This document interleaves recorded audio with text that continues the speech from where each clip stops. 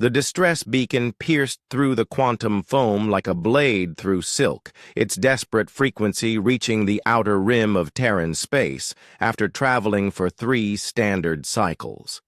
Commander Sarah Chen stood before the holographic display, aboard the UES Retribution, watching the alien script scroll across her vision as the translation matrix worked to decode the message. "What does it say, Commander?" asked Lieutenant Torres, his cybernetic eye whirring as it focused on the data. "Streams." Chen's jaw tightened as the words materialized in crisp English. "It's from the Kithara Collective, their homeworld. It's under siege." The bridge fell silent except for the low hum of the ship's quantum drives. The Kithara were known throughout the galaxy as peaceful traders, their crystalline cities gleaming like jewels across 17 star systems. They had welcomed humanity into the Galactic Council barely 50 years ago, when most species still viewed Earth as a savage death world populated by dangerous primitives. "Who's attacking them?" Torres asked. "The Vorthak Imperium," Chen replied, her voice carrying an edge that made several crew members look up from their stations. "They're systematically destroying Kithara colonies, harvesting their crystalline technology, and enslaving the survivors." Chief Science Officer Dr. Reeves pulled up tactical data on his console. "The Vorthak are a warrior race, Commander. They've conquered dozens of systems using overwhelming force and fear tactics. The Galactic Council has condemned their actions, but taken no military intervention." Chen turned to face her crew, her scarred hands clasped behind her back. She had earned those scars during the Martian Rebellion, when pirates had tried to claim the outer colonies. The pirates had learned too late that humans didn't negotiate with those who threatened the innocent. "The Council fears them," she said. "The Vorthak are apex predators from a high-gravity world. They're faster, stronger, and more ruthless than most galactic species. But they've made one critical error in their calculations." "What's that, ma'am?" asked Ensign Park from the communications station. Chen's smile was cold as winter on Pluto. "They've never faced a Deathworlder." The Retribution dropped out of hyperspace at the edge of the Kithara system 12 hours later. What greeted them was carnage. Vorthak dreadnoughts, sleek and predatory, circled the dying world like vultures. Debris fields marked where the peaceful Kithara Defense Fleet had made their last stand. On the planet's surface, fires burned in cities that had stood for millennia. "Incoming transmission from the Vorthak flagship," Torres reported. "Put them through." The view screen flickered to life, revealing the imposing figure of Warlord Grimlock, his 4 arms spreading wide in a gesture of dominance.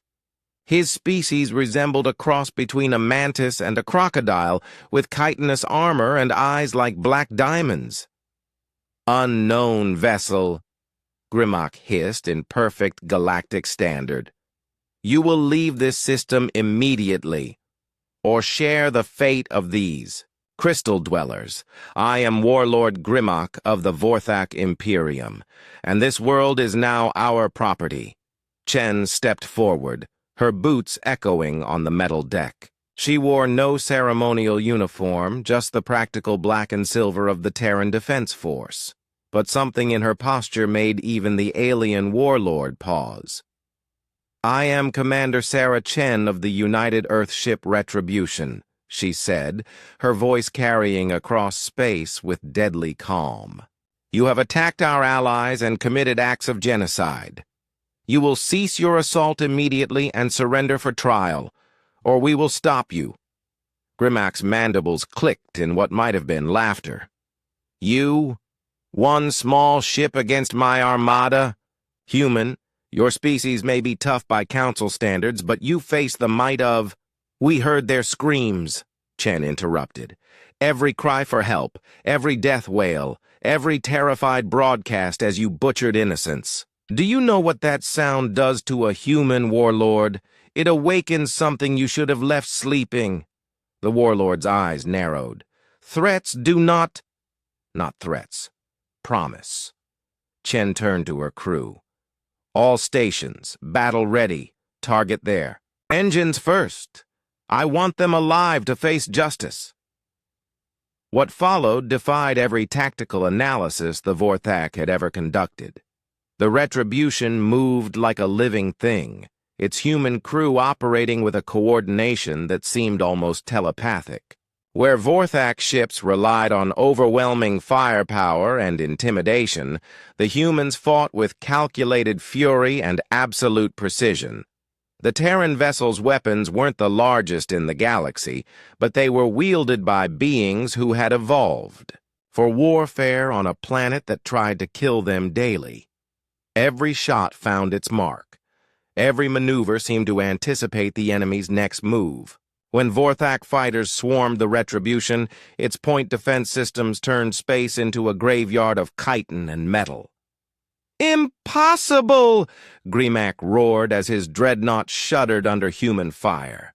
"How can one ship—" His tactical officer, a younger Vorthak warrior named Zelak, stared at his instruments in growing horror. "Sir, their crew. They're operating at 60% above normal efficiency. Their stress hormones should be paralyzing them, but instead they're using them." Chen's voice cut through their communications. She had somehow hacked their channel. "You made a mistake, Warlord. You thought fear would work on us, but we're from Earth. Fear is just another tool in our arsenal."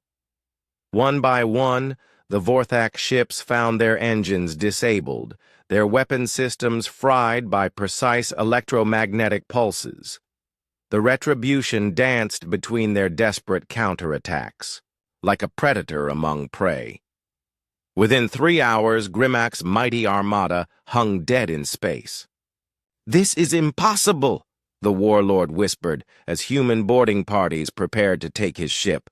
"We are the apex predators. We are the conquerors. How can you—" "You're predators," Chen agreed, as her image appeared on his view screen one final time. "But we're something worse. We're Deathworlders who chose to protect instead of prey.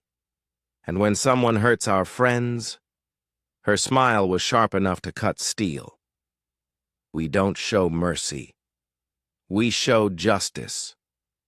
As the Vorthak fleet was secured, and relief ships arrived to aid the surviving Cathara, word of the battle spread through the galaxy like wildfire. The peaceful species of the Council learned that humanity, despite all their flaws and savage origins, would answer the screams of the innocent. And in the dark spaces between stars, where predators lurked and waited for easy prey, a new understanding took hold. Earth's children had claimed the stars not through conquest, but through compassion, backed by unrelenting steel. The Deathworlders had spoken. The galaxy would remember.